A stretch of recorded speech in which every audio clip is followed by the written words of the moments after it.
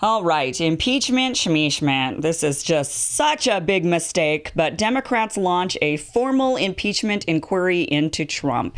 Nancy Pelosi made the impeachment announcement standing in front of a row of American flags. And so let's talk about what this means and why this is such a huge mistake and why I believe that this is, in a way, a conspiracy, a potential conspiracy against Sanders and Warren. I'm going to get into that. So let's talk about, first of all, what an impeachment inquiry even means. So the impeachment process goes like this. Impeachment is just a fancy word for charges, indicting, okay? So Congress charges the president. That's what Congress's job is. They press the charges, and then the Senate holds the trial, and the Chief Justice of the Supreme Court presides over the trial, and the senators act as the jury. And you need 67 senators to agree to remove the president from office in order to do so. Now, the impeachment inquiry that Nancy Pelosi announced is one step before Congress officially charges the president with a specific crime. So it's the official investigation. The House subpoenas people, they hold some hearings, and if they think they have enough evidence to charge the president, then they will charge him, and that is what is called impeachment. So they will then impeach him. And when in history has this happened? Well, this happened twice in American history. It happened, twice to U.S. presidents. The impeachment process can also be used for other federal officials and judges, but it's happened only twice to U.S. presidents. Andrew Johnson in 1868 and Bill Clinton in 1998. Andrew Johnson was impeached for forcefully trying to replace the Secretary of War back when we had a War Department. Now they call it the Department of Defense, but really it should be called the War Department because we're not really defending ourselves. We're just going around the world going to war. It's the War Department. So he was trying to forcefully replace the Secretary of War. And Congress basically felt like he was going against the Constitution in doing so.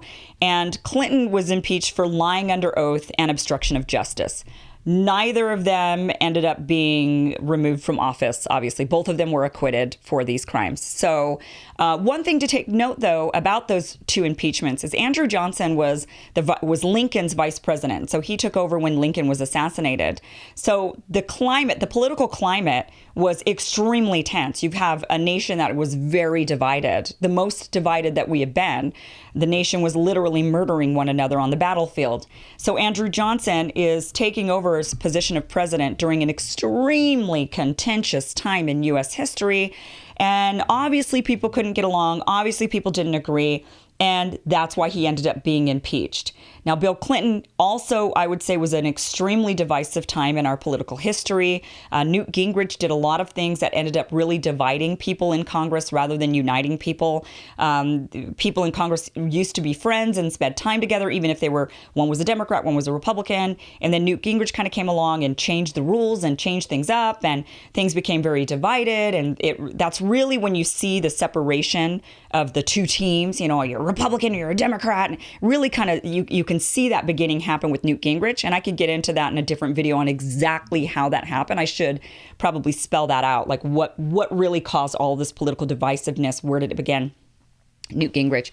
And so Bill Clinton was the president during this really hyper divisive time. And so here we are now, once again, in an extremely hyper divisive time. And Trump is the third president potentially to be impeached if they go forward with the inquiry and they decide they actually do want to charge him with something. So just something to keep in mind. Seems to happen only in extremely divisive political times, when in reality, the impeachment of a president should be extremely rare. I mean, it's got to be this person committed an egregious crime against the country and we need to get them out of office. And yet that has really never happened. And I don't think it's happening now either. So how much does impeachment cost? Well, about $2 million. So it is spendy. It's not as spendy as I thought it would be. I thought I would see $20 million, but instead it's $2 million. How long does the impeachment take? For Bill Clinton, it was about 4 months. From start to finish. So that's from the time that when Congress decides to actually impeach and actually press charges against the president, the Senate takes over pretty quickly. Like within days, the Senate will convene and hold the trial. So that once they go through but who knows how long their inquiry will take. But once the actual charge, the impeachment process begins and Congress makes the charge, the actual trial is about 4 months. That's how long it took for Clinton. Now, what is the reason the Democrats give for calling for Trump to be removed from office of the president? This is a very big deal. You're saying that the president should no longer be sitting in that office, that you are going to remove him from office. Well, they claimed that he pressured the Ukrainian president to investigate Joe Biden by threatening to withhold monetary aid to the Ukraine. So it was kind of like, do this or else. And if you don't, then you won't get this money. That's what they were claiming. But what's crazy is that they made this announcement of the impeachment inquiry 1 day before the transcript of that phone call was to be released. And you have to ask why they would do that. What was the reason for announcing the impeachment inquiry when they were going to find out 24 hours later what was in that call? Couldn't they have waited? Why didn't they? And I'm going to get into that because that goes into my little, I guess, conspiracy. I don't think it's a conspiracy, but I guess you could call it that. I don't know what else to call it. It's not a conspiracy if it's true, right? So it turns out that after reading the transcript, it was released that Trump did not offer a quid pro quo with the Ukrainian president. He did not say, investigate Joe Biden or else I won't give you this money, or, hey, you want this money, then you got to investigate Joe Biden. None of that happened in the phone call. He did ask the Ukrainian president to investigate Joe Biden. That did happen. But he just didn't do it with a quid pro quo. Now, you could say, yeah, but if you're the one asking for something and in need for something, and the person in the position of power to give it to you kind of says, hey, can you do me this favor? You might feel obligated. It's very much like the Me Too movement, and the reason why women have been taken advantage of in the workplace. When the boss comes to the woman and says, hey, I need you, oh, you want this promotion? Yeah, you're up for the promotion. We're going to start interviewing you, and that's going to happen soon. Hey, by the way, you want to go out for drinks tonight? The woman feels like, I have to say yes because a potential promotion's on the line, and this person, and yeah, maybe they didn't say that it was for that, and they didn't say that if I say no, I'm not going to get the promotion. That might not have been explicitly said, but it's kind of implied, or you at least feel like it's implied, even if it's not, and that's the problem. So yeah, it's not good that Trump asked the Ukrainian president to look into Joe Biden. However, a big question is it wrong for the president of the United States to ask another president of a country to investigate a crime that involves citizens of both of those nations? Is that fundamentally wrong? So if you take away the aspect of Joe Biden actually being Trump's political opponent, that's what makes all of this seem a little seedy, right? It's like, oh, it's because Joe Biden's his political opponent. But remember, Donald Trump ran on locking up Hillary Clinton. He's totally fine with the narrative of investigating his political opponents. And the people who elected him into that office know this full well. They're not shocked by this. So the question is it wrong for a president to ask another president to investigate a crime if it involves citizens of both of those nations? And I think when you start to switch out the players, then I think it becomes less clear. For example, when Donald Trump was running against Hillary Clinton, the U.S. government received information from the Australian government. So here's Australia coming along, meddling in our elections. Australia came along and offered information to the United States that said the Trump campaign, somebody in the Trump campaign was talking to somebody in Australia, and they had said that Russia has dirt on Hillary Clinton. And that actually prompted that conversation between the Australian government and the United States government. And I don't know who was in that phone call. Maybe it was Obama and the Prime Minister of Australia. I don't know. But whatever it was, whoever was in that call, that information from Australia sparked and it began the FBI investigation into Trump. So there was Obama opening up an investigation into Trump based on information that he got from Australia.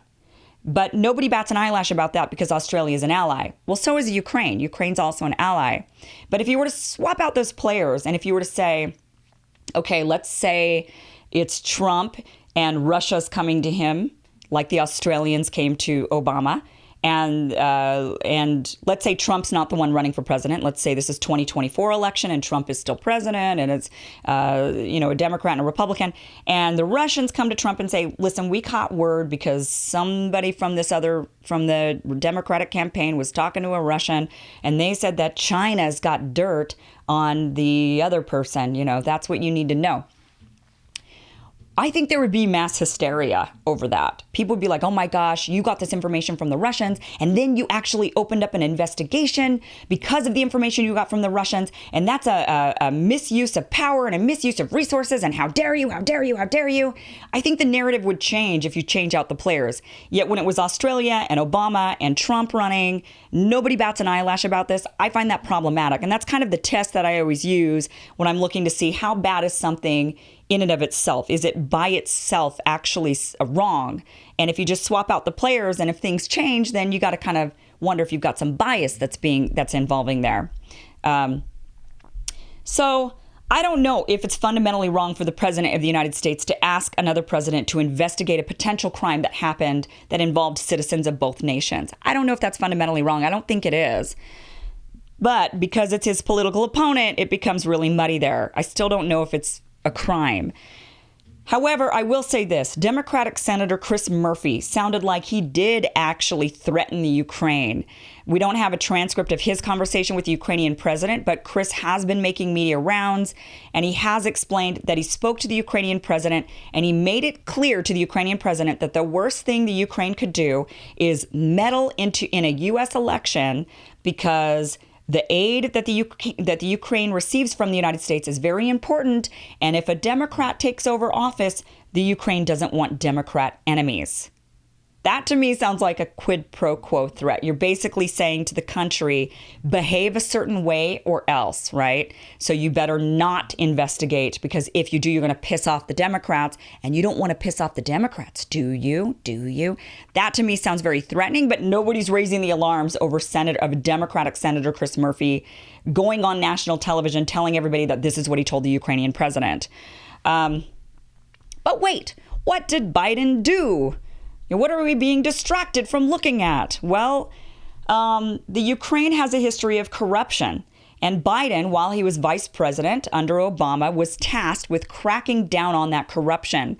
Interestingly, at around that same time, his son, Hunter Biden, ended up getting a job on the board of a large gas company in the Ukraine.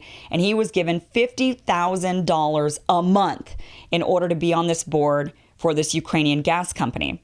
And this natural gas, by the way, Hunter Biden has no energy experience, in the energy sector at all. So it's odd that he got this job for $50,000 a month, right when Biden is going into the country investigating corruption, supposed to be tasked with investigating corruption. And interestingly, also, the energy industry, the company that Hunter Biden was employed by, was one of the most corrupt, and they were actually being investigated by the country's top prosecutor. And Hunter Biden was actually a point of interest. He was a person of interest in that investigation.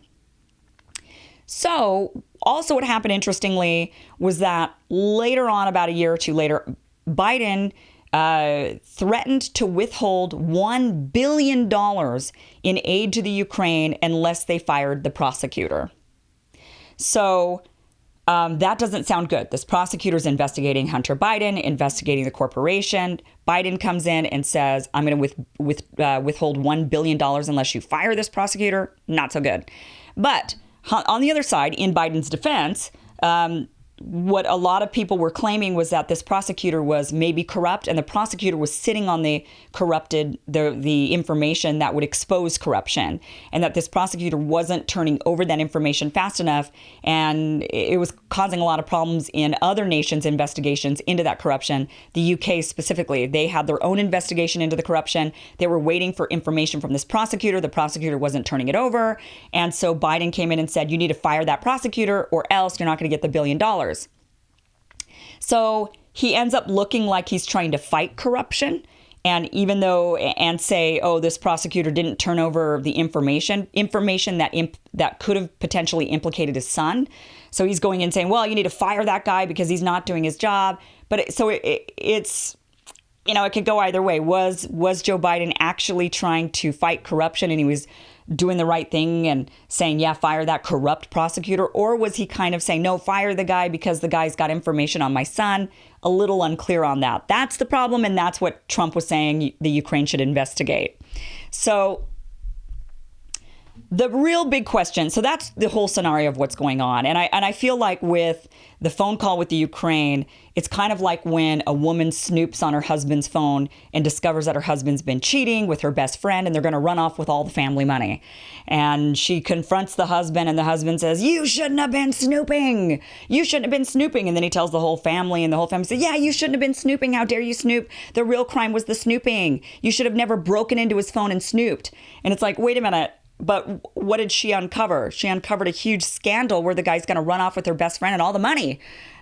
But people turn a blind eye to that. So that's kind of what's going on, I feel like, with Trump and this whole Biden thing is that because the big question is, why would the Democrats go forward with impeachment when they know that he will never be removed from office? Because remember, the impeachment process requires the House to charge the president and say, this is the crime you committed. And then they turn it over to the Senate and the Senate holds the trial. They're not going to find 67 senators in a Republican-held Senate to remove Donald Trump from office. They're just not, there's not going to be even all the Democrats on board with it. They're certainly not going to get any Republican on board with this. So they know for sure this will never go through.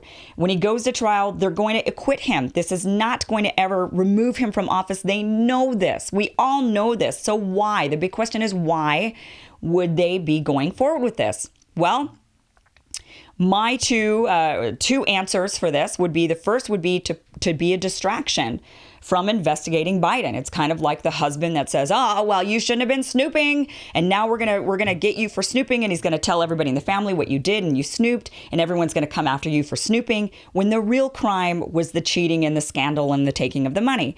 That could be one of the reasons. It could be that they're trying to distract from Biden's crimes. But what I really think it is I think that they are essentially what I call McGoverning Warren and Sanders. And what I mean by that, if you don't know who McGovern was, George McGovern was the Democrat who ran against Nixon in Nixon's second term. And McGovern was a big, fierce liberal, real anti-war. He was a war hero in World War II. But when it came to the Vietnam War, was adamantly against the Vietnam War. He was very much, just a man who was born in the wrong generation. He was an extreme progressive. He was for the legalization of marijuana in the 70s. The guy was for women's health and reproductive rights. He was very much a progressive. He was a big fighter of starvation and hunger, wanted to end hunger in the world. The man was a very good man, very anti-war. And when he ran against Nixon, the Democratic establishment did not want McGovern to have the nomination. He was too anti-establishment. He was very, he didn't like the establishment. And because of that, the establishment went after him. And they actually formed a Democrats for Nixon campaign. And they actually supported Nixon. The Democratic establishment preferred to have Nixon over McGovern, over their own, over a Democrat. That is how far the establishment will go. That Democrats for Nixon organization included governors and mayors and prominent establishment Democrats. They just wanted Nixon over McGovern. They could not handle a real progressive in office. That is what the Democratic Party does to anti-establishment outsiders. And the Democratic Party has a history of this. They screwed McGovern over the first time around in the primaries, very similar to what they did to Bernie Sanders. And then when McGovern actually did win the vote and became the official nominee, they screwed him over in the general election. They made sure he didn't get any campaign money, and they went and supported Nixon. So that is how far the Democratic establishment will go. I believe that the Democrats know that if they go after Trump and impeach him, it basically assures his reelection. They know that this is going to boost his base. This is going to inflame them. They're going to be angry. And Trump wins on anger. His base shows up. People show up. They think Democrats seem crazy and they vote for him. They know that this pretty much solidifies his win. The reason why they would do that is because, unfortunately for them, their guy, Joe Biden, the establishment Democrat, is involved in this big scandal.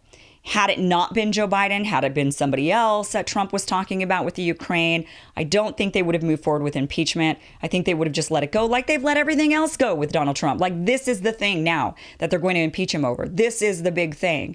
You know, he calls out the corruption of a Democrat, and now they're like, whoa, you crossed the line.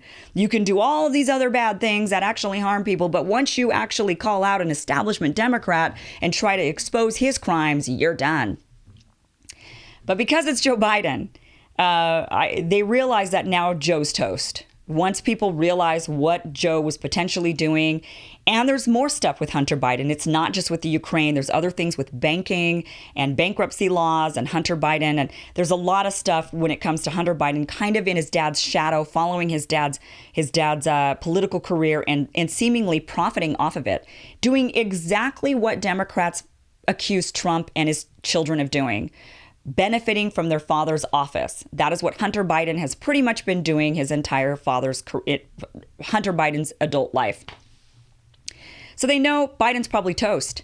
And who's next up in line? Who's most likely to get the nomination if it's not going to be Joe Biden? Joe Biden is their only hope for an establishment Democrat to get the nomination. If it's not him, it's Sanders or it's Warren. And they cannot have either of them. Those two are just too much like McGovern. Now, Warren, I think they kind of think she could go either way, right? She's a wild card for everybody involved. She's a wild card for the progressives because we're not really sure. Is she going to take big money? Is she not? Is she going to flip-flop on things? We don't know. But she's also a wild card for the establishment. They think maybe they can reel her into their world, but they're not 100% certain. She is uncertain for everybody. So do you want to gamble with her? Don't know. Probably not when it comes to your establishment ways.